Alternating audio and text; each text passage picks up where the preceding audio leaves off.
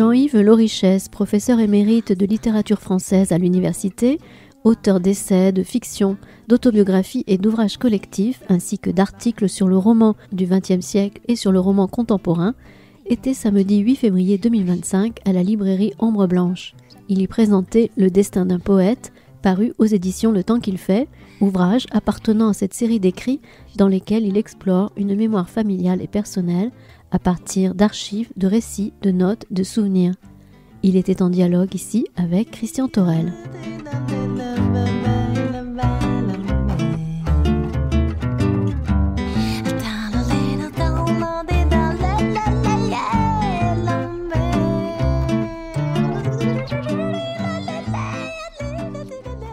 Merci d'avoir pris la route pour Ombre Blanche un samedi. Parfois c'est pas si commode, mais merci d'être avec votre ami Jean-Yves, j'imagine pour une partie de ce public que tu connais bien et qui te connaît bien. Alors ça devient un rituel, on en parlait il y a quelques minutes. Visiblement, moi j'avais même oublié que Place Monge, je m'étais dit que j'avais fait Place Monge. Non, je peux pas m'attribuer quelque chose que je n'avais pas fait. Ah oui, je l'ai lu. Oui. Non, mais tu en as fait une lecture, je veux dire. Ah oui, pardon, oui, nous en avons fait une lecture. Avec la jeune femme qui est devant. Et plusieurs fois. Voilà, donc c'est ce rituel d'accompagner la sortie de chacun de tes livres, le 8e, enfin au moins autant qu'il fait, puisque...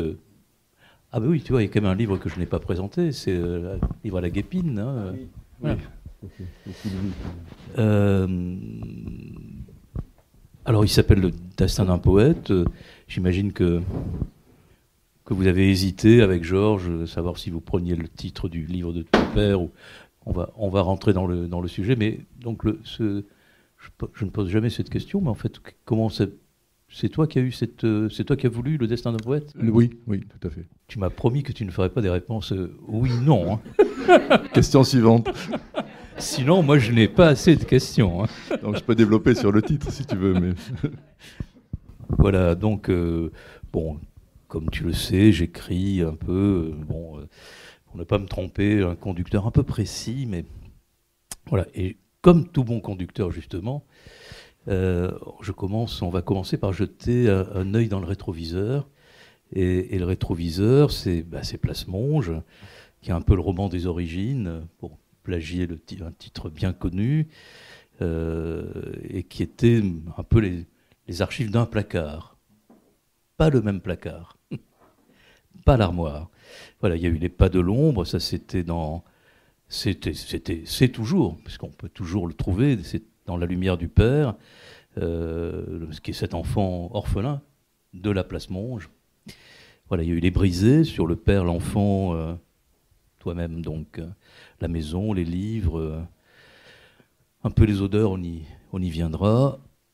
On peut ajouter peut-être Un passant incertain, puisque c'est quand même le livre d'un auteur demeuré inconnu. Donc voilà, tu construis progressivement une œuvre autour de thèmes, et c'est ce qui est très attachant à tout ton travail. Cette impression qu'ils se nourrissent les uns les autres. Bon, celui-là se nourrit peut-être plus encore des autres, dans un dispositif un peu inédit, hein, qui restera, j'imagine, inédit pour les raisons qu'on va évoquer, mais je pense qu'une partie du public sait un peu de quoi il s'agit. Bon, moi, en tout cas, c'est vrai que j'aime beaucoup ce miroir tendu à j'imagine, une trentaine d'années d'écriture, à moins que tu aies commencé avant et que déjà il y ait dans un placard un livre de Jean-Yves Lorichès que ta fille ou c'est un petit-fils, hein, voilà, où ton petit-fils va trouver... Fille, peut-être. Hein. Petite fille. Il faut laisser des archives pour le futur. Voilà, donc il y a cette œuvre qui se construit, j'allais dire, ne prends pas ça mal, mais à bas bruit, et qui est une sorte c'est ta recherche du temps perdu. Et tu cites d'ailleurs Marcel Proust dans ce livre. Voilà, un livre le produit d'un autre moi que celui que nous manifestons dans nos habitudes, dans la société, dans nos vices. Ce moi-là, si nous voulons essayer de le comprendre, c'est au fond de nous-mêmes, en essayant de la recréer, que nous pouvons y parvenir. Alors bon, peut-être j'aurais envie de te demander de rebondir là-dessus, et en ouverture peut-être dire que finalement, il me semble que ce livre, il n'est pas le produit d'un seul mois, mais de 2. Oui, merci. Merci d'abord pour l'accueil de la librairie et puis ta présence toujours amicale et fidèle dans ce dialogue. Alors, je suis content que tu aies cité Proust à la fin. Il se trouve que je viens de finir de lire la très grosse biographie de Proust par Jean-Yves Tadier, qui est d'ailleurs un livre vraiment remarquable, après avoir, c'est ça aussi le temps disponible quand on est à la retraite, relu toute la recherche du temps perdu. Donc voilà, c'est vrai. Et c'est vrai que quand j'ai écrit ce livre-là, j'étais dans la relecture de la recherche, donc ça doit jouer un petit peu aussi. Alors, je suis content que tu sois remonté à ces tout premiers livres, parce qu'effectivement, je vois bien que je renoue avec celui-ci, avec quelque chose qui, effectivement, a été fondateur pour moi, parce que je crois que je suis quand même un écrivain tardif, en tout cas au niveau de la publication. Parlons pas d'effectivement l'écriture, les essais d'écriture, les choses qui restent dans les tiroirs. Bon, ça remonte à beaucoup plus loin, mais pour ce qui est de publier, donc à la cinquantaine, c'était un petit peu tardif dans le monde éditorial. Et je crois que la découverte de ces archives, alors ces premières archives, celles qui sont évoquées dans Place Monge, autour de l'histoire de mes grands-parents, autour de l'histoire de la guerre de 14, etc., ont vraiment été déterminantes. C'est-à-dire que c'est ça qui m'a vraiment permis d'aller au bout de quelque chose. Peut-être parce que j'avais le sentiment qu'il fallait que j'aille au bout, qu'il y avait une sorte... Alors, on peut appeler ça devoir de mémoire, la formule est un peu courante, mais il y a peut-être un peu de ça. Et puis surtout, ça m'a donné la possibilité, enfin l'énergie, le matériau aussi pour aller au bout d'un livre qui a eu la chance d'être publié ensuite par Georges Monti, donc, et par les belles éditions du Temps qu'il fait. Alors, c'est vrai qu'il y a eu cette sorte de trilogie dont tu parlais, un peu personnelle, qui descend les générations. Donc, il y avait la génération du grand-père, la génération du père, et puis ma propre génération. Et après, j'ai écrit aussi des choses assez différentes, qui sont souvent des livres beaucoup plus imaginaires, des quêtes de personnages de fiction, etc. Avec quand même un livre un peu particulier, bien que ce soit une fiction, et là aussi, tu as très bien fait de le citer, c'est Un passant incertain, qui est effectivement l'histoire d'un livre oublié. Alors d'un livre publié, mais oublié, publié dans les années 30, mais oublié, et d'un écrivain totalement inventé, fictif. Voilà. Et là, ce livre-là, je dirais, il est un petit peu à la jonction des tout premiers, effectivement, et de cette fiction, puisque, alors dans Les Pas de l'ombre, j'avais déjà évoqué, autour de la figure de mon père, son désir d'être écrivain, ses tentatives d'écriture, ses essais d'écriture poétique dans les années 30, dont il m'avait donné ces textes à lire quand j'étais adolescent, et évidemment tout ça m'a beaucoup marqué. J'avais parlé de ça, mais effectivement, il y a eu depuis, plus récemment, suite à ce qui arrive malheureusement à tout un chacun, et quand ça arrive tard, comme c'était le cas pour moi, on peut s'estimer peut-être malgré tout favorisé par le sort, mais donc la disparition des parents qui entraîne aussi de vider des maisons, de trouver des archives, de trouver des...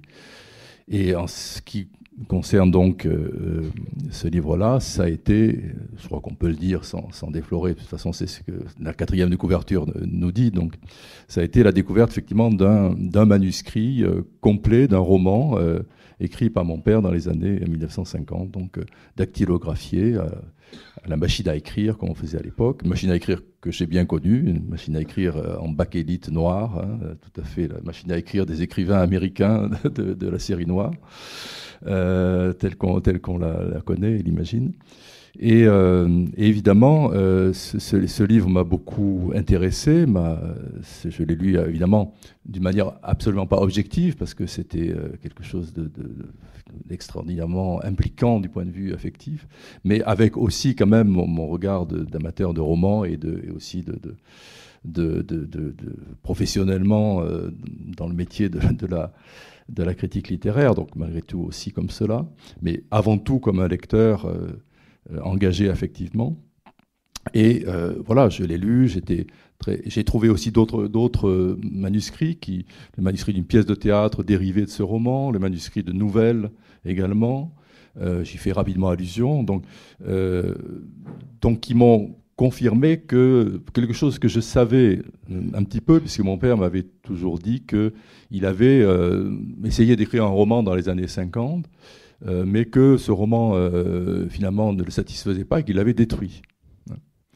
Et c'est très étonnant parce qu'on était dans une grande proximité, complicité autour de la littérature avec mon père, qui était professeur de philosophie mais très littéraire.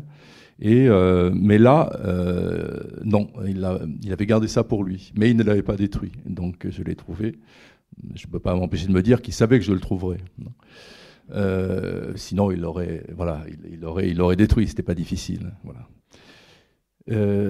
Bon, les raisons pour lesquelles peut-être il n'a pas détruit, j'en parle dans le livre, donc je ne vais pas tout raconter. Et puis ce ne sont que des hypothèses, mais la question qui se posait à moi, c'était que faire de ce... D'abord, est-ce qu'il y a quelque chose à faire? C'est un livre que j'ai lu, que j'ai été ému de lire, etc. Mais à un moment, je me suis dit quand même, il faudrait pouvoir en faire quelque chose, peut-être, de ce livre. Et c'est là que m'est venue l'idée, effectivement, que ça pouvait devenir un matériau de l'écriture, comme ces poèmes l'avaient été, comme les lettres de mon grand-père, Moralgard XIV, l'avaient été, les lettres, d'autres lettres, etc. Bon, ceux qui connaissent un petit peu mes livres voient à quoi je fais référence. Et je me suis dit en même temps aussi, ce livre-là, c'est un peu comme le passant incertain de Paul Monestier, donc cet écrivain corrézien imaginaire de ce roman précédent, auquel j'avais en plus donné quand même un certain nombre de traits qui venaient de mon père. Il avait fait le lycée à Tulle, il était monté à Paris faire des études, etc. Donc j'avais déjà un peu préparé finalement je pense, cette idée de mettre en scène mon père comme écrivain par le détour de la fiction. Et c'est là qu'effectivement est venue l'idée d'établir une sorte de dialogue avec ce texte.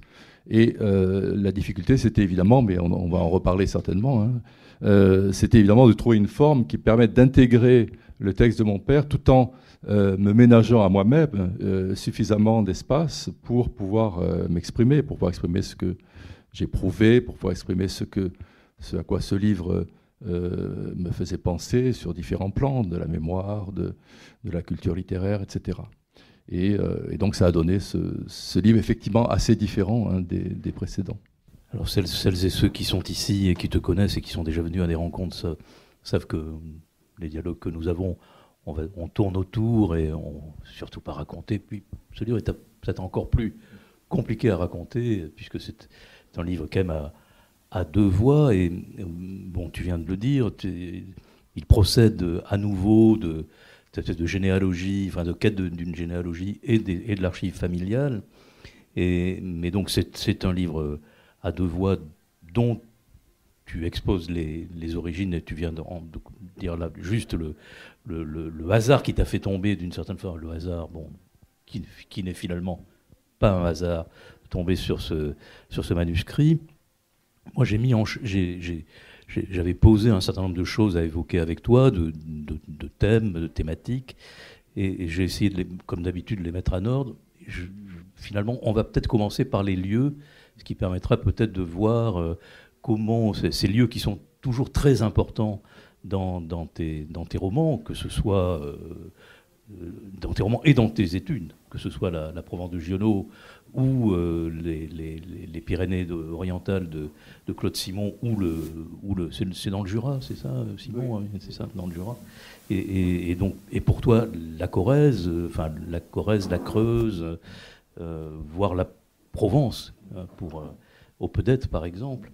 Donc il y a dans ce livre quand même une importance, elle est peut-être moins prégnante que dans les autres, mais il y a quand même une importance des lieux, parce qu'il y a toujours cette espèce de fantôme du territoire matriciel, et ne serait-ce que ce territoire dans lequel il y a une maison dans laquelle il y a une armoire, une armoire qui a une porte. Derrière la porte, il y a un secret, voilà, et qui n'est pas un secret de famille.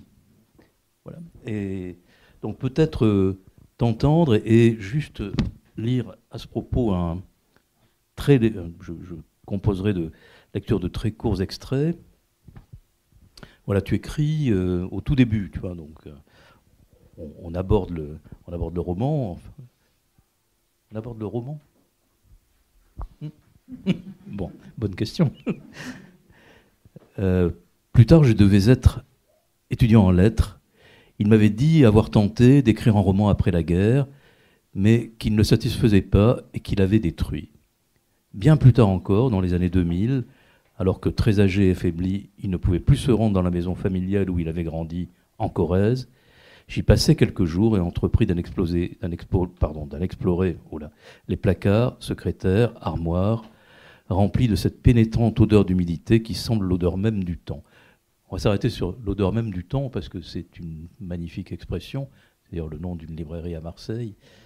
Et voilà, et cette odeur même du temps, elle est aussi celle des lieux, et on sent que dans ta famille, c'est quand même une composante essentielle. Oui, c'est quelque chose dont j'ai... Tout à fait, oui. Je pense qu'il y a effectivement deux choses dont j'ai hérité, que j'ai reçues familialement. C'est effectivement c'est l'importance des lieux, et particulièrement des lieux où l'on vit, où l'on est, pas obligatoirement des lieux exotiques, mais plutôt des lieux dans lesquels on creuse en profondeur. Alors c'est effectivement... cette Corrèze qui est la Corrèze familiale, en fait une branche en tout cas de ma famille, et qui est le lieu de l'enfance aussi, pour moi, de souvenirs d'enfance, de vacances d'enfants très, très forts. Il y a aussi les lieux où j'ai vécu, il y a la région bordelaise, etc. Et puis les lieux qui me sont venus aussi par la littérature, comme la Provence par exemple, ou aussi le pays catalan de Claude Simon, etc. Et puis l'autre chose dont j'ai hérité, je crois, importante, c'est la littérature et les arts. C'est-à-dire, effectivement, j'ai vécu dans un milieu familial dans lequel littérature et art étaient très, très présents. Alors oui, l'odeur du temps, l'odeur des lieux, les deux sont liés puisque les maisons ont des odeurs. Alors les vieilles maisons comme celle de Corrèze ont des odeurs qu'on connaît, qui sont ce mélange d'odeurs d'humidité, de vieux bois, de vieux feux de bois. Bon, c'est un mélange qui est difficile à décrire, mais que je crois on connaît, qui est familier. Et puis, mais même les maisons plus récentes ont des odeurs. Tout récemment, ma fille me disait quelque chose qui m'a beaucoup plu et beaucoup touché aussi, c'est que en lisant le début de ce livre, elle a retrouvé, elle a senti l'odeur de la maison donc de ses grands-parents dans la région bordelaise qu'elle connaissait bien. Et par la description que j'en faisais, cette odeur lui est revenue. Donc vous voyez, pourtant là c'est pas une vieille maison très ancienne, etc. Mais chaque maison a son odeur. Et effectivement, c'est ce qui suscite aussi ça. Évidemment, on revient à Proust. C'est ce qui suscite là, voilà, cette résurrection du passé par les odeurs, qui est quelque chose de très mystérieux. Enfin non, c'est pas mystérieux. Les neurosciences maintenant l'expliquent par des proximités dans les zones du cerveau qui concernent à la fois la mémoire et l'odeur. Mais Proust en avait eu l'intuition, quelques-uns peut-être avant lui, mais lui de manière magistrale et a surtout su l'exprimer et en faire le cœur de son œuvre. Donc voilà. Tu avais d'ailleurs publié je pense à un article, c'est ça j'ai fait une revue de recherche sur dans l'œuvre de Claude Simon. Tout un livre même là-dessus. Oui, tout à fait. Parce que chez Claude Simon, qui est un écrivain très sensoriel, d'ailleurs grand lecteur de Proust aussi, les odeurs sont absolument fondamentales. Oui. Ouais. Alors donc derrière la porte de cette armoire, dans l'armoire, il y a une chose qui n'est pour le coup plus secrète, parce que ne serait-ce qu'en partie plus secrète, puisque maintenant une partie est de ce roman que ton père avait écrit et qui est resté inédité et désormais publié dans cette confrontation avec ton écriture, plutôt même dans cette communion. Finalement, tu accompagnes là la publication d'extraits de ce livre avec une très grande, à la fois une très grande justesse, à la fois de la pudeur, de la retenue. C'est pas en surplomb. Le professeur lit, sait lire, mais bon, il reste à la disposition de ce texte. Et pourtant, alors il y a une espèce de double action parce que comme c'est là, on a dit on évoquera la forme, mais la forme elle est simple. C'est une forme de collage, comme il me semble ce matin, je disais ce terme auprès de toi. Bon, c'est peut-être pas le terme adapté, mais pourtant voilà, le livre est découpé, monté mais les collages c'est magnifique. Voilà. Et je voudrais peut-être sur l'accompagnement, pardon, peut-être avant de lire un extrait, on va t'écouter sur l'accompagnement. Il me semble que tu avais déjà aussi évoqué cette image d'Énée et d'Anchise dans un de tes livres. Et là, il me semble que c'est encore plus cette image qui sourd de la lecture de ce livre. Ah oui, ça me plaît beaucoup ce que tu dis. Je n'avais pas du tout pensé, mais effectivement, à la fin des Pas de l'ombre, j'évoquais cette belle image d'Anchise portant son père sur son dos. Oui. Et là, quelque part, ta remarque me le fait tout d'un coup réaliser, c'est un peu comme si je portais son texte, en fait. Hein, c'est ce que je fais, quelque part. Donc lui, parce que c'est un texte dans lequel il avait mis beaucoup de lui-même, parce qu'il avait vraiment une vocation très forte pour l'écriture. Et oui, tout à fait. Et par rapport au collage, oui, j'aime bien cette image parce qu'il y a un travail de découpe, hein, parce que voilà, c'est un roman assez long. Hein, alors, je ne sais pas comment il ferait s'il était édité intégralement, mais en tout cas, il fait.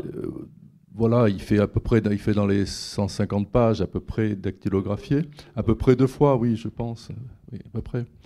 Et donc, il y a eu tout un travail de découpage de ce roman de manière à reconstituer finalement un fil qui puisse être suivi par les lecteurs, mais qui me laisse à moi aussi donc des espaces, des ouvertures pour dialoguer. Donc c'est découper et coller quelque part, hein, découper un texte, coller mon propre texte entre les morceaux de texte, les extraits. Ça me fait penser au titre d'un essai critique bien connu d'Antoine Compagnon qui s'appelle La seconde main, hein, où alors lui il travaille sur la manière dont la littérature se nourrit d'autres littératures, hein, mais là finalement c'est le cas, hein, je me nourris de la littérature de mon père, et il dit finalement on en revient toujours à découper et coller, les ciseaux et la colle, hein, et je crois qu'il emprunte cette image à Joyce d'ailleurs, hein, et je pense aussi à la définition qu'on donne, je crois que c'est Julia Kristeva qui disait que tout texte est une mosaïque de textes. En fait, tu vois, la mosaïque, le collage. Donc il y a de ça. Avec peut-être ce que j'ajouterais, et alors là c'est une autre, et il y a Claude Simon évidemment qui a pratiqué le collage matériellement, hein, plastique, fait des très beaux paravents en découpant des images dans des revues ou dans des voilà, et qui construit ses romans, en tout cas certains d'entre eux vraiment sous forme de collage, la plupart d'ailleurs, avec quelque chose que j'ajouterais qui est je pense spécifique à la littérature en général, qui est la dimension du temps, du rythme, puisqu'il y a cette alternance entre les extraits du roman de mon père et mes propres réponses, mes propres interventions, Et là, je pense à une notion peut-être plus musicale, hein, de contrepoint ou de fugue, où des thèmes s'entrelacent. Donc il y a une espèce d'entrelac du texte de mon père et de mon propre texte, et qui avance d'ailleurs parce que l'histoire de mon père, racontée par mon père, avance, parce que c'est un roman, vraiment roman, comme tu me disais, un roman, hein, très, très romanesque, donc où il y a vraiment une intrigue avec des rebondissements, etc. Et donc je suis cette intrigue-là qui donne aussi au livre dans son ensemble son rythme. Et là, on est plus dans une dimension du temps plus que celle de l'espace, qui est celle du collage. Mais il y a les deux, en fait. Alors, on va peut-être un peu avancer, mais je lirai tout à l'heure 2 ou 3 pages de ce manuscrit de ton père, mais on va continuer je vais continuer un peu sur ton écriture, et ça permettra un peu de préciser peut-être la nature de ce manuscrit que tu découvres, et sur lequel donc tu écris. Donc, en ce début des années... C'est toi qui l'écris, je reprécise. Donc, en ce début des années 50, il se remet à l'écriture. J'ignore à quelle date, et je n'ai trouvé aucun document concernant la jeunesse de ce nouveau roman. J'en sais davantage sur celle de la Sève tarie, tu pourras peut-être en dire 2 mots, qui n'a pas abouti. Mais l'alias de 1937, qui est encore une autre, est précieuse pour comprendre la transformation du projet initial. L'histoire, avec un grand H, a traversé la vie de mon père comme un train fou, bousculant tout sur son passage, mais elle va offrir aussi à son personnage un puissant révélateur. Lui-même a payé le prix fort pour cela. Ce n'est pas une simple idée de romancier, car c'est aussi sa propre histoire qu'il raconte. Tout le roman est plein de lui, et ma lecture ne cesse de croiser son ombre. Cependant, il n'écrit pas son autobiographie, veut laisser le champ libre à l'imagination. C'est pourquoi il reprend le projet d'avant-guerre, se revoit en poète enthousiaste dans le Paris fiévreux des années 30, et tout en imprimant à son personnage la trajectoire de sa propre vie, il transpose et invente. C'est sur ce chemin que je veux le suivre à présent, mêlant nos voix. Après tout, s'il n'a pas détruit son roman, comme tu le disais, peut-être était-ce dans l'idée que, par lui, notre entretien continuerait quand il ne serait plus là. Alors, peut-être là, passer sur cette dimension autobiographique, et je reprends ce mot que tu as, qui est donc la vie de ton père traversé par l'histoire, comme un train fou bousculant tout sur son passage, parce que c'est une des choses dans cette lecture qui est à la fois la plus émouvante et la plus forte, et celle qui reste peut-être le plus, c'est quand même ces 7 ans dans l'isolement. Ces 7 ans supprimés de sa vie quand il est prisonnier de guerre, enfin d'abord soldat puis prisonnier de guerre. Oui, à la fois isolement et promiscuité totale, mais tout à fait. Alors effectivement, c'est juste une petite précision donc sur la Sève tarie. J'ai trouvé aussi dans ces archives, donc j'avais trouvé même déjà auparavant des notes pour un roman, une tentative d'écriture d'un roman avant la guerre, donc dans les années 30, qui étaient des notes d'ailleurs difficiles à lire. Et j'avais laissé un peu ça de côté en me disant, je verrai ça plus tard quand j'aurai plus de temps. Il fallait déjà déchiffrer. Et puis c'était vraiment à l'état de notes. Et évidemment, quand j'ai trouvé le manuscrit tapé à la machine, définitif, écrit dans les années 50, donc 20 ans après, je suis revenu à ces premières notes. Je me suis aperçu qu'en fait, cette première tentative romanesque il y avait un personnage qui avait le même nom. C'était déjà l'histoire d'une vocation poétique, puisque c'est pour ça que tu me posais au début la question du titre. Le destin d'un poète, c'est le titre que j'ai donné moi à ce livre, qui s'appelait La marche à l'étoile. On en reparlera peut-être. Et le destin d'un poète, parce que ça raconte effectivement ça, mais c'est aussi, ce poète, c'est aussi évidemment mon père lui-même. Et donc, je ne sais plus où je voulais en venir d'ailleurs. Quelle était la question ? Oui, voilà. Et donc, voilà, c'est ça. Et alors, la question, c'est qu'est-ce qui s'est passé entre cette tentative inaboutie d'écrire un roman dans les années 30 et puis cette tentative réussie, parce que même si le livre n'a pas trouvé d'éditeur, il est allé à son terme et c'est un roman qui se tient, qui est intéressant, etc. Et il y a eu effectivement, il y a eu pas rien, c'est-à-dire il y a eu la guerre, il y a eu d'abord 1 an de service militaire. Il y a eu ensuite 1 an entre la drôle de guerre et donc après la déclaration en 1939 et l'attaque allemande en mai 40. Et puis il y a eu ensuite 50 captivités du début jusqu'au bout, jusqu'à ce que les Américains viennent de le délivrer de son commando, comme on disait, donc son lieu de travail en Allemagne. Et donc il est évident que ça l'a changé. Tu peux préciser l'âge de ton père à ce moment-là? Oui, tout à fait. Alors mon père était né en 1914, donc voilà, en 1939 il avait 25 ans, quand il est sorti il en avait 31.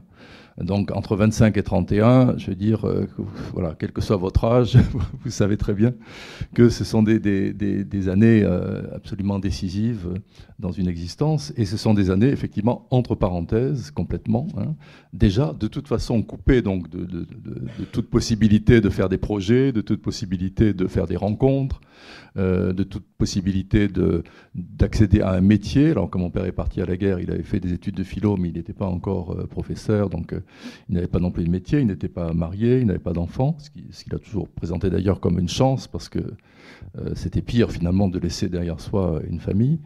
Mais en même temps, c'était aussi une vie qui était tout d'un coup retardée, arrêtée, et en même temps aussi dans une promiscuité, la vie collective, hein, qu'il a d'ailleurs toujours assez bien supporté, était très social, mais enfin voilà, la vie de garnison, puis la vie dans les campements pendant la drôle de guerre, et puis les baraques de prisonniers pendant 5 ans. Donc ils sont peu favorables aussi à l'intériorité, parlons pas de l'écriture, etc. Donc, et puis le contexte plus large, hein, de la violence, de la Seconde Guerre mondiale, de la défaite, hein, la guerre, la défaite, l'idée aussi qu'on ne sait pas quand est-ce que ça finira. Hein. Dans Les Pas de l'ombre, j'ai publié des extraits de lettres qu'il écrivait à ses grands-parents qu'il avait élevés pendant la guerre, et à chaque Noël, c'était espérons que ce sera le dernier. Et ainsi, en Noël 40, Noël 41, 42, 43, 44. Et voilà, donc c'est difficile de se représenter cela. Je trouve qu'on en parle finalement relativement peu. Hein. Alors, cette année, ça va être, je crois qu'il va y avoir quand même des choses un peu autour de ça. Ça va être les commémorations du retour des prisonniers, hein, de guerre. Et quand même, alors je retrouvais les chiffres là récemment, j'ai 1 800 000 prisonniers, c'est énorme, en 1940. Hein. Alors, une partie ont été relâchés par les Allemands pour diverses raisons, de santé ou autres. Une partie s'est évadée dans les tout premiers temps, quand les Allemands ne les avaient pas encore installés en Allemagne. Il y avait quelques possibilités d'évasion. Il y en a quelques-uns qui ont été libérés par des négociations avec Vichy, etc. Mais enfin, il en est resté plus d'1 million jusqu'à la fin. Donc c'est énorme. Et c'est vrai que c'est une histoire qu'on connaît, mais qui est finalement un petit peu dédaignée. Il faut savoir aussi que quand les prisonniers sont rentrés en 1945, ils n'ont pas toujours été bien accueillis. Alors je ne parle pas des situations individuelles, hein, où il y avait des hommes qui rentraient, leur femme a été avec quelqu'un d'autre, voilà, enfin, ça se produisait aussi évidemment. Mais même collectivement, sur le plan collectif, certains leur reprochaient finalement de ne pas s'être assez battus, de ne pas être morts pour la France en mai 40, de ne pas s'être évadés, enfin voilà, tout ce que bien sûr chacune des personnes qui disaient ça aurait fait s'il avait été à leur place. Hein, voilà. Donc voilà, c'est toute une histoire, et effectivement dans son roman, alors c'est une histoire que mon père racontait assez volontiers tout en la dédramatisant considérablement, c'est très frappant. Il racontait souvent des histoires plutôt rigolotes, parce que c'était aussi, heureusement c'était pas, alors après c'était pas Auschwitz, on est bien d'accord. Donc c'était un travail de 6h du matin à 8h du soir, mais voilà, il n'y avait pas d'extermination, on les nourrissait quand même s'ils n'étaient pas très bien nourris. Je lisais aussi un dernier chiffre quand même qui m'a interpellé là, tout récemment. Il y a 50 000 quand même prisonniers qui sont morts en déportation. Alors, c'est quand même beaucoup, parce que c'était quand même des hommes, par définition, qui n'étaient pas très vieux, hein, s'ils avaient été mobilisés en 40. Donc ça veut dire quand même que les conditions de vie, le froid, le travail aussi, les conditions de travail, ils n'étaient pas très bien nourris, etc. Bon, voilà. Donc, toute cette histoire-là, il l'a racontée, mais plutôt en la dédramatisant, et c'est plutôt, après, en y repensant, et puis en lisant aussi des livres sur cette histoire-là, comme Le Caporal épinglé de Jacques Perret, par exemple, ou les Grandes Vacances de Francis Sambrière, qui sont des grands livres que mon père avait lus, évidemment, hein, parus juste après la guerre, qui rendent compte de manière sérieuse de ce qu'a été cette histoire. Oui, parce que tout de même, si effectivement ça n'est pas le sujet peut-être le plus important de ce livre, qui est une histoire, le livre de ton père, qui est une histoire d'amour, c'est une histoire d'amour dans les années 30 et pendant la guerre. Et effectivement, quand même, la présence de la guerre et de l'Allemagne est extrêmement importante dans ce récit. Donc, quand même, cette part, on va y venir au roman imaginatif, on va dire, hein, roman très romanesque. Mais malgré tout, la part autobiographique, elle est extrêmement forte. Oui, parce que juste, si je peux me permettre, je pense effectivement sa première tentative de roman, c'était il voulait raconter l'histoire d'une vocation, d'un jeune homme qui veut être poète, puis après qui finalement le devient, puis qui finalement échoue ensuite. Il y avait déjà un peu l'idée de l'échec, c'est troublant. Mais ce qui manquait à ce roman, c'était justement ce que le roman abouti contient, c'est-à-dire cette dimension dramatique apportée par l'histoire. Et peut-être là, je vais lire un tout premier passage du roman de ton père, justement qui a trait à l'entrée dans la guerre. Hein. Et après, je lirai juste quelques lignes de Claude Simon, alors qui n'est pas non plus extrêmement présent dans le livre, mais quand même, il y a quelque chose de ton père, c'est ton père. Claude Simon, comme Giono, ce sont tes maîtres. Donc voilà, on sent des présences et des belles présences. Hein. Alors ton père écrit dans ce roman, comme il voulait connaître davantage cette étreinte redoutable de la vie qu'à la guerre, il demanda bientôt à faire partie d'un corps franc. Là, pendant les patrouilles et les coups de main, il connut l'avance silencieuse dans l'ombre vers un ennemi qu'on veut surprendre, le retour dans l'aube froide avec le prisonnier qu'on ramène, l'énivrante sensation d'être à la pointe extrême de deux grands empires et aussi la déprimante attente dans un trou à demi plein d'eau, sous la pluie, avec les vêtements trempés qui collent au corps. Et il connut aussi la plénitude de la vie dans sa force animale en descendant des lignes, après avoir vécu de longs jours sur les nerfs, quand il retrouvait la paix des villages presque déserts, qu'il couchait dans un vrai lit et mangeait sur de vraies tables des aliments chauds, ou s'en allait dans une auberge retrouver avec quelques filles une sensation presque oubliée. Yves, ça s'invente pas, c'est le nom de son personnage, Yves sentait que l'art et la vie se rejoignaient et qu'il menait son existence comme un roman. Bon, ces quelques lignes aussi quand même disent aussi la qualité même de l'écriture de ton père. Et où est-ce que j'ai mis mon téléphone pour lire les lignes de Claude Simon? Ah oui, le voilà. Je suis désolé, hein, mais...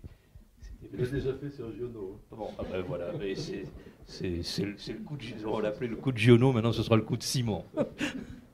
Bon, c'est assez court, hein, mais c'est intéressant. Hein, comme ils avaient... Simon était un peu plus âgé. Hein, même. Ah oui. Ouais. Avant la guerre, écrit Claude Simon, j'avais de vagues ambitions. Appelons ça des velléités. Je ne savais pas si j'allais faire de la peinture ou la révolution. J'avais tout essayé, même écrire, mais tout était mauvais. En un sens, on pourrait presque dire que la guerre m'a sauvé. Je crois que c'est le fait d'avoir affronté la mort violente et de cette façon-là, c'est-à-dire avec pendant 8 jours le sentiment qu'on va être tué d'une minute à l'autre. Ensuite, l'expérience de cette jungle qui est un camp de prisonniers, l'évasion, et au retour de ce cauchemar, ces bourgeois perpignanais prenant l'apéritif au théâtre. Bon, je ne vais pas lire la suite. Voilà, et quand même, c'est incroyable. Oui. Là, il y a vraiment tout à fait un écho. Tu as très bien choisi le texte. C'est vraiment ça. C'est effectivement cette...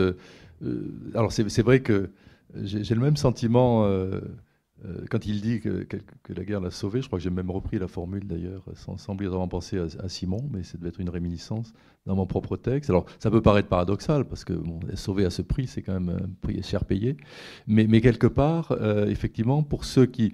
alors Simon, c'était effectivement ce qu'il dit là. Hein, en plus, il avait pas de problème d'argent parce que malheureusement, il avait perdu ses parents, il y avait des biens, etc. Donc, il était un peu comme ça, dilettante, et il ne savait pas où conduire sa vie. Bon, mon père, c'est un peu différent socialement, mais il n'avait pas encore de situation non plus.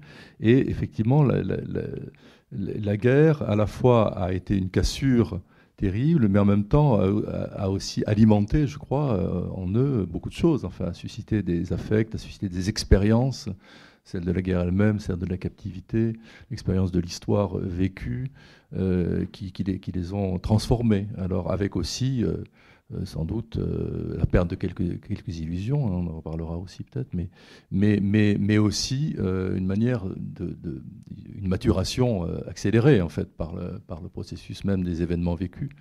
Et c'est vrai que alors Claude Simon, c'est toute une histoire. Hein, bon, si on revient à Place Monge, certains d'entre vous se souviennent que j'ai découvert un jour que mon père était né dans la maison qu'habitait Claude Simon aux 3 Place Monge, hein, dans l'immeuble qu'il habitait. Donc, ce qui a été quand même, pour quelqu'un comme moi qui était un grand lecteur de Simon, a été une révélation, un choc, hein, qui a aussi d'ailleurs, je crois, aidé à l'écriture de Place Monge.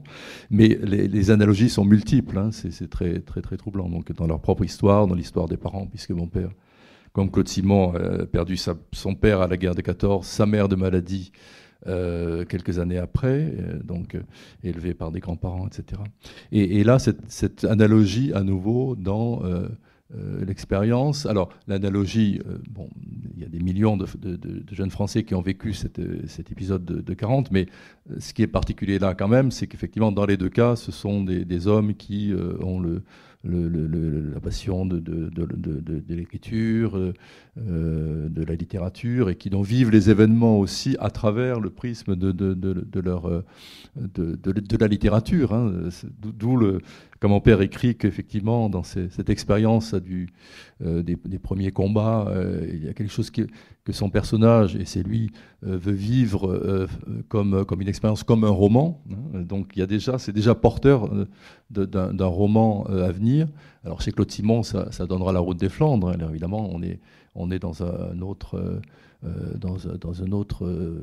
niveau de la création littéraire, qui est un roman d'une forme tout à fait originale et nouvelle, mais précisément, ce roman, La Route des Flandres, c'est un roman que mon père m'avait conseillé de lire quand j'étais, je devais avoir 18 ou 20 ans, et en me disant, ce roman raconte ce que j'ai vécu.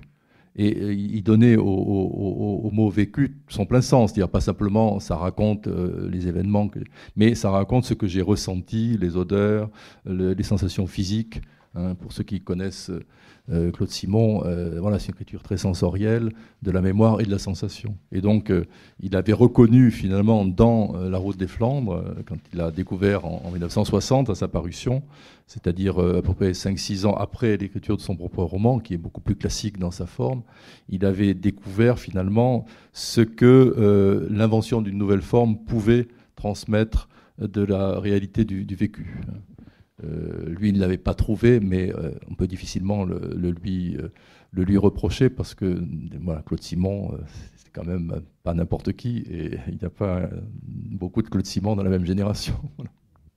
Alors ce que tu viens de dire nous amène à peut-être aller observer d'un peu plus près ce roman inédité de ton père, et à la fois son écriture, sa conception, et justement cet écart ce pas de côté de sa part,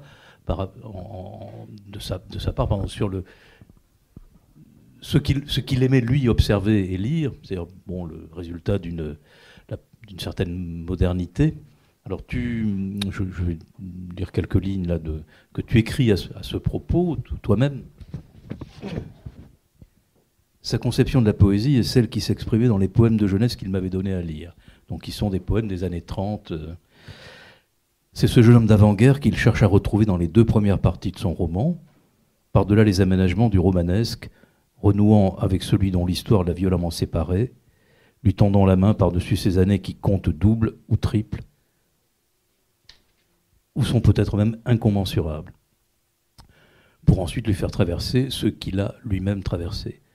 D'où le sentiment que j'éprouve à la lecture de son roman, d'un décalage entre l'époque où il écrit, ce début des années 50 qui est passé à autre chose, en politique comme en littérature, entre parenthèses, ce dont il est loin d'être ignorant, bien que vivant dans une petite ville très à l'écart, mais lisant chaque jour Le Monde et suivant l'actualité littéraire, donc voilà, donc ce qui est passé à autre chose en politique comme en littérature, et l'univers mental d'Yves Geneviève c'est le nom du personnage principal, tout à son rêve de création un peu désuet et passablement écocentrique. Alors, c'est vrai que c'est la surprise pour toi, évidemment. Bon, et tu essaies de faire en sorte que le lecteur comprenne cette surprise. Et là, c'est cet écart entre ce qu'est ton père, qui enseigne la philosophie, qui est féru de littérature, qui est un homme de son temps, donc sûrement épris du moins d'une certaine modernité, et qui écrit, on l'a vu quand même des fois avec un certain talent, mais une chose très romanesque.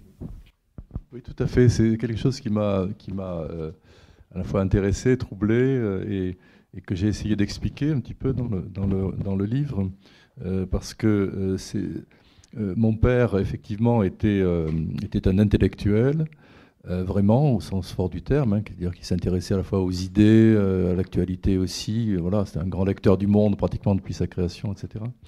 Qui lisait de la philosophie, qui était professeur de philosophie, même s'il aurait rêvé d'être professeur de littérature plutôt, mais à une époque où on ne pouvait pas faire d'études de littérature sans avoir fait du grec. Donc au lycée de Tulle, il n'y avait pas de grec, donc pas d'études littéraires. Bon, voilà, c'était comme ça à l'époque. Donc voilà. Dans l'après-guerre, quelque chose, une page qui a tourné. Hein, donc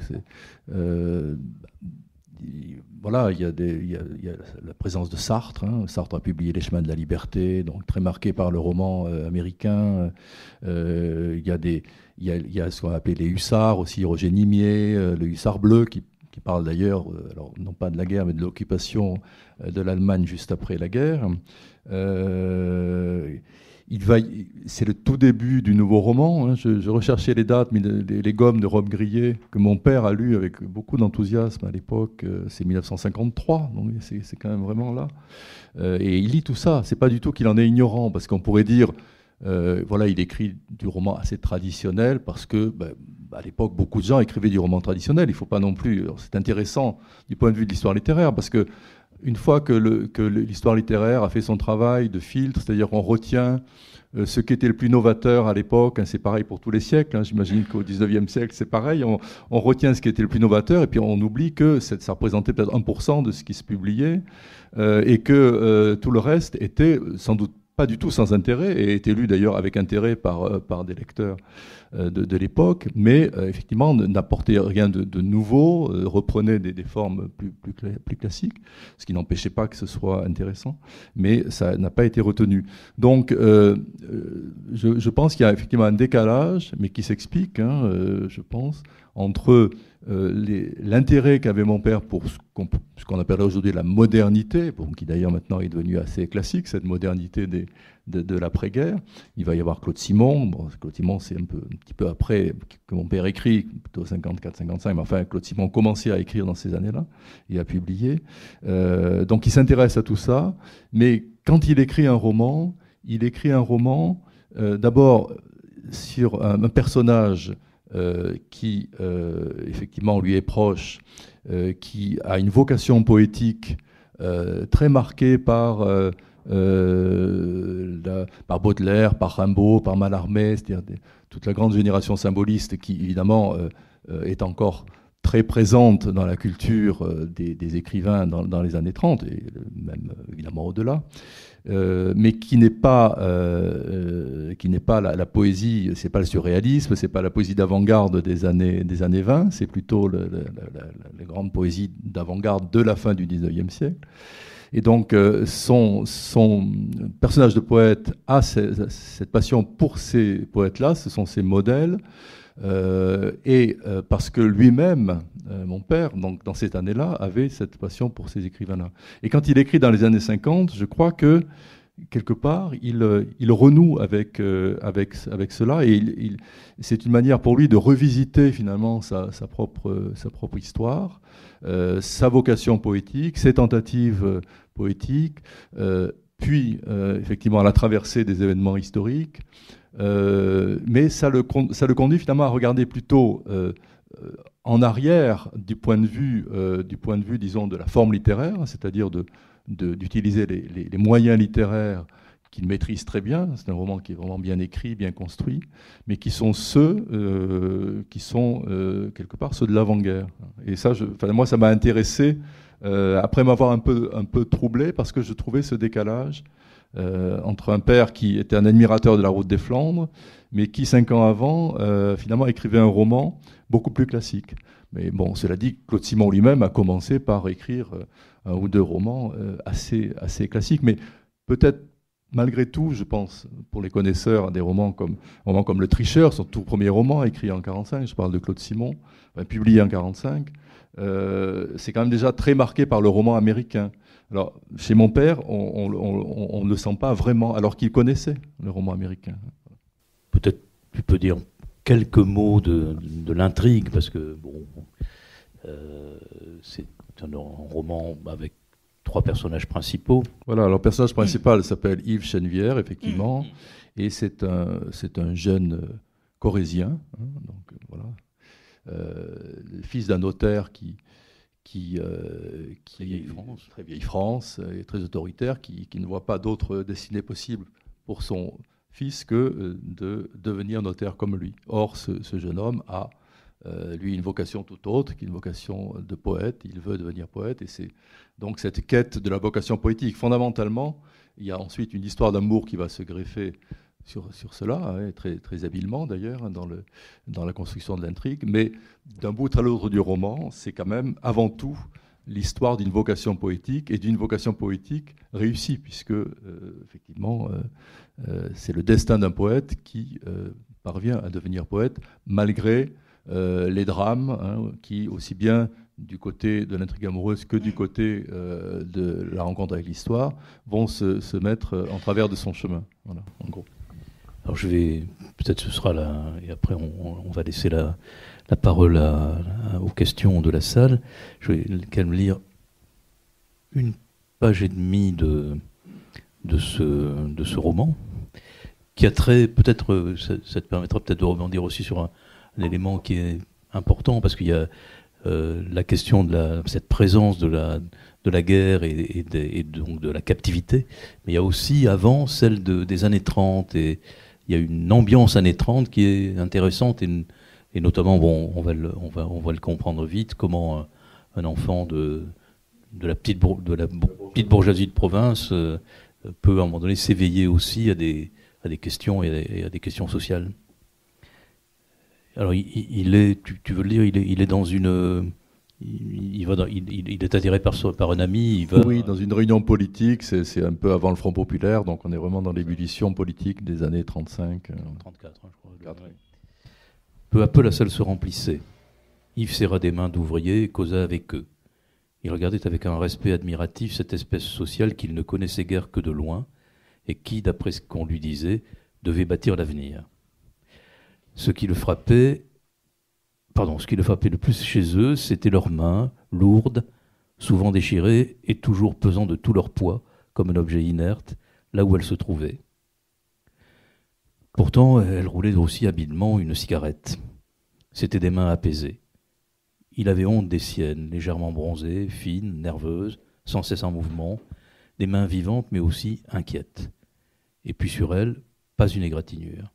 Quand on les présentait, Yves Chenevière, le fils du notaire, et qu'un éclair de surprise et de satisfaction passait dans le regard de l'autre, il souriait avec abnégation, se sentant fier, lui, le bourgeois dont l'intérêt était avec les autres, d'être avec ceux-là.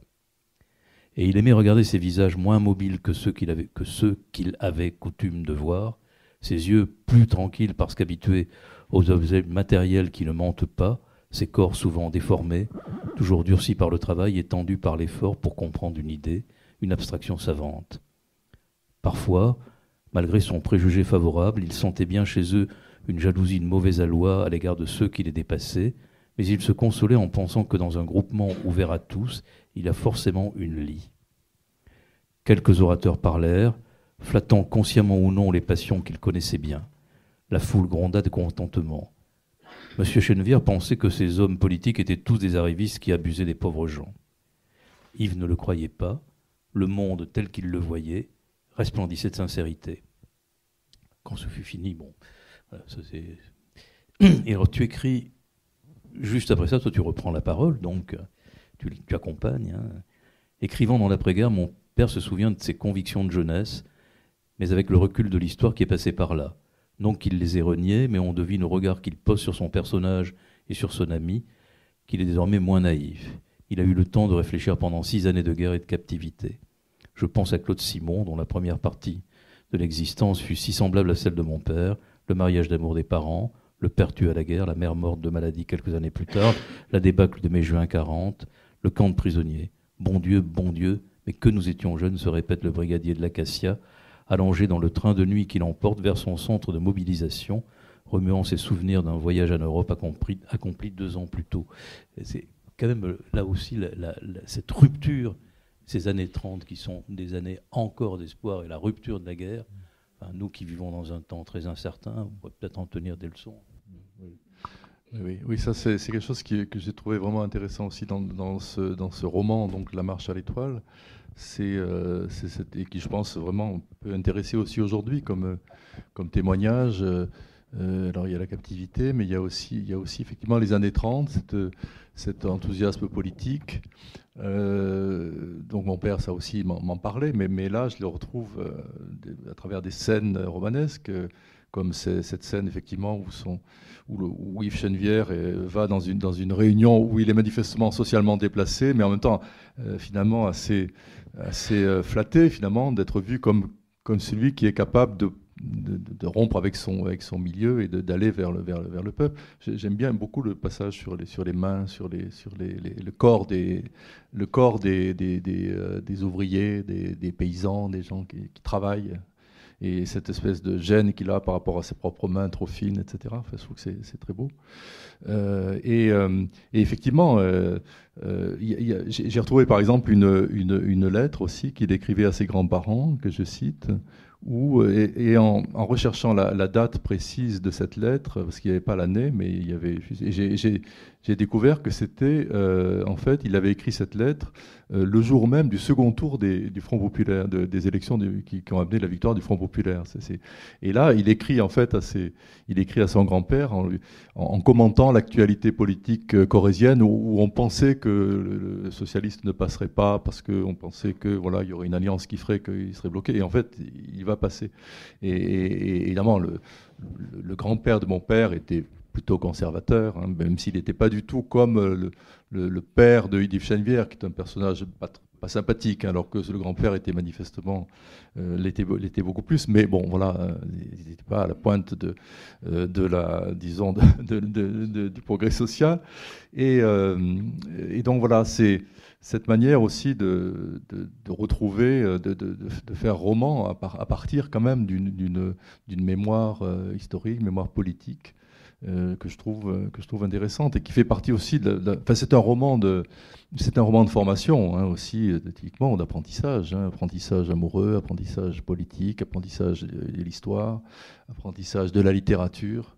Et quelque part, je trouve que c'est beau qu'il ait réussi même s'il n'a malheureusement pas réussi à l'éditer, mais heureusement qu'il ne l'a pas détruit, parce que c'est quand même, par le biais de la fiction, un roman qui raconte ce qu'il a vécu et les espoirs qu'il a pu avoir aussi. Peut-être juste 2 précisions avant de vous entendre, d'entendre la salle. D'une part, ce roman, donc, il est quand même majoritairement composé, écrit par toi. Je pense à pratiquement, j'imagine, les 2 tiers. Et, oui. Voilà. Et pour reprendre la question, ce que tu évoquais comme coïncidence, j'en vois 2, et ça me détendra l'atmosphère. D'abord, quand même, l'histoire de Yves, j'avoue que c'est assez troublant quand même. Je ne sais pas comment tu as pris ça quand tu as ouvert le manuscrit. C'est-à-dire que oui, ça m'a troublé aussi, mais en même temps, le roman a été écrit un peu avant ma naissance. Bon, on m'a toujours dit que je m'appelais Jean-Yves parce que ma grand-mère maternelle s'appelait Yvonne. Alors donc j'en étais resté à cela. Et Jean parce que mon grand-père paternel s'appelait Jean. Bon, c'est vrai que ça se faisait un peu comme ça, les prénoms à l'époque, surtout les prénoms composés, c'était pratique, on pouvait jouer sur les deux lignées. Cela dit, maintenant, avec le recul, je me dis que peut-être mon père avait été d'autant plus favorable à ce que je m'appelle Jean-Yves, non pas qu'il portait une affection particulière à celle qui était donc sa belle-mère, avec laquelle il s'entendait pas très bien, mais que justement le fait que ce soit le prénom de son personnage avait peut-être facilité les choses. Oui. Bon, et la deuxième coïncidence, mais alors là, je sais, quand même, elle est vraiment, c'est un peu gonflé, mais tu dis que tu écris que le livre de ton père fait 206 pages. Est-ce que tu as remarqué que dans ton livre, le livre s'arrête avant l'épilogue à la page 206? Non, absolument pas. Bon, voilà. Oui, mais ça, c'est les professionnels du livre qui remarquent ce genre de choses. Je me suis dit que c'était assez gonflé de... voilà. Calibrer, oui, là, ça aurait été difficile. Allez, la parole est à vous.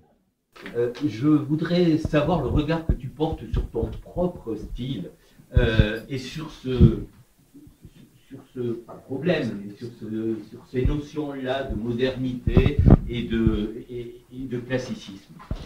Ah oui, c'est une question intéressante parce qu'effectivement, j'ai un peu le sentiment, moi-même, hein, et je pense que c'est peut-être là que tu vas en venir, j'ai un peu le sentiment moi-même que tout en étant un grand amateur de Claude Simon, je crois que, en tout cas, il n'y a pas de mimétisme simonien chez moi, en tout cas pas sur la longue phrase avec beaucoup de participes présents, des parenthèses, etc. Enfin, c'est ce que j'adore chez Claude Simon, mais je crois qu'il vaut mieux éviter de l'imiter. Même par rapport à Giono, donc je pense qu'en ce sens, effectivement, peut-être la notion d'un certain classicisme, je ne la refuserai pas. Et d'ailleurs, alors c'est curieux parce que si vous lisez le livre, vous verrez que je parle à un moment d'un certain Georges Chenevière, qui était un poète un peu oublié aujourd'hui, et que j'ai redécouvert par l'analogie avec le nom du poète dont parle mon père, mais qui n'a pas de rapport du tout avec l'histoire que mon père raconte, mais il a emprunté ce nom. De ce Georges Chenevière qui écrivait donc dans les années, la poésie dans les années 20, on disait à l'époque qu'il avait une sorte de, alors je ne sais plus quelle est l'expression exactement, de classicisme moderne ou quelque chose comme ça. Enfin voilà. Et je me dis quelque part, c'est peut-être pour ça aussi d'ailleurs que ce poète-là, Georges Chenevière, qui était tout à fait intéressant, mais a été un peu éclipsé par la vraie modernité des années, à l'époque du surréalisme. Il y avait autre chose. Et je me dis quelque part que, en ce qui me concerne, autant que je puisse en juger de l'extérieur, ce qui n'est pas évident, mais cette notion-là de certaines formes classiques, en tout cas dans le style, hein, je peux m'y reconnaître, oui. Donc en ce sens, ça serait peut-être aussi, là aussi, un héritage. C'est qui est le propre du classicisme, hein, de travailler sur l'héritage. La question de Bruce est d'autant plus intéressante que ce matin, au téléphone, je te disais même que, très curieusement, parfois, j'ai trouvé alors même que tu ne connaissais pas l'existence de ce livre, j'avais parfois trouvé des apparentements, des sonorités entre l'écriture de ton père et la tienne. Mais comme ça, par moments, je dis, c'est incroyable, comme s'il y avait un ADN, quoi. Oui, alors ça m'a beaucoup troublé, ce que tu m'as dit aussi, tout à fait, ça converge avec ce que dit Brice. Oui, je pense que effectivement, j'ai eu un dialogue très très long, de longues années, et très très proche avec mon père sur la littérature, des goûts littéraires aussi assez partagés. Et puis, donc je crois qu'il y a des choses comme ça qui par porosité, qui infuse, hein, voilà, c'est exactement ça, hein, c'est comme le thé. Donc, oui, sans doute. Hein, moi, évidemment, je ne m'en aperçois pas, mais le lecteur peut s'en apercevoir. Enfin, il faut quand même reconnaître que, moi, je ne crois pas que tu aurais trouvé quiconque pour éditer ce roman tel quel. Enfin, moi, je ne connais évidemment que les parties que tu nous donnes à lire. Je ne connais pas les autres, mais dans les parties que tu donnes à lire. Et là, j'ai choisi quelques extraits qui sont plutôt de très bonne, de bonne qualité. Il y a quand même, notamment la partie allemande, elle est vraiment très romanesque. Et je crois qu'aujourd'hui, personne ne s'aventurerait à éditer un roman dont la fin est aussi, pas l'extrême fin, pardon, cet épisode allemand. Et je trouve justement que c'est la très grande qualité de ce livre, que tu aies su, dans cet accompagnement, en quelque sorte, faire donner à ce livre tout le suc qu'il pouvait donner, qui n'est pas nécessairement lié ni à son style, ni même à l'histoire, mais à l'environnement dans lequel il est écrit. Et on en a parlé dans dans ce débat. Qu'est-ce qu'écrire dans les années 30, qu'est-ce qu'écrire dans les années 50, quoi écrire, comment témoigner, qu'est-ce qu'une part autobiographique dans une chose qui pourrait n'avoir rien à voir avec une autobiographie. Et c'est vraiment la très grande qualité du destin du poète, qui n'est pas tout à fait, justement, qui ne sont peut-être pas tout à fait les qualités de La Marche à l'Étoile. Oui, moi, c'est compliqué. Hein, puis bon, si vous lisez le livre, vous comprenez mieux. C'est compliqué d'être juste sur ce point-là. Bah, très clairement, je suis persuadé que ce livre aurait mérité d'être édité dans les années 50, franchement. Hein. Alors, je ne dis pas qu'il était du même niveau que les livres de Claude Simon, c'est pas la question. Mais comme je disais tout à l'heure, il y a beaucoup de livres, à mon avis, moins bons que celui-là, qui ont été édités. Donc, je pense que là, il y a vraiment une question de contact, de circuit littéraire, d'habiter à Guéret dans la Creuse, alors que ça se passe à Paris, et plus encore à l'époque, l'édition c'était quand même à Paris.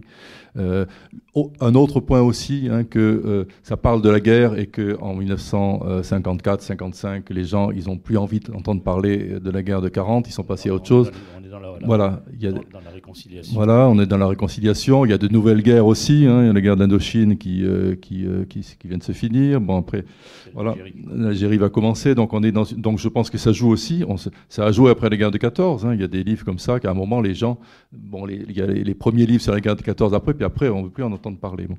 Donc, je pense que ça joue aussi. Donc, vraiment, pour moi, c'est un livre qui... pouvait rencontrer un lectorat à l'époque, qui aurait mérité, et en ce sens, je suis heureux qu'on puisse aujourd'hui en lire de larges parties, parce que franchement, c'est intéressant, c'est bien écrit, c'est bien raconté, c'est riche d'expériences, etc. Voilà. Après, éditer comme ça, en bloc, aujourd'hui, un livre comme celui-ci, dans le contexte éditorial, enfin, on a ici un professionnel du livre qui, je pense, est du même avis que moi. Je pense que c'est difficile à envisager. Bon, mais je vous propose de clore ici cette rencontre et de vous mettre... voilà, vous n'avez plus qu'à vous mettre tranquillement chez vous, silencieusement à la lecture du destin d'un poète. Merci Jean-Yves.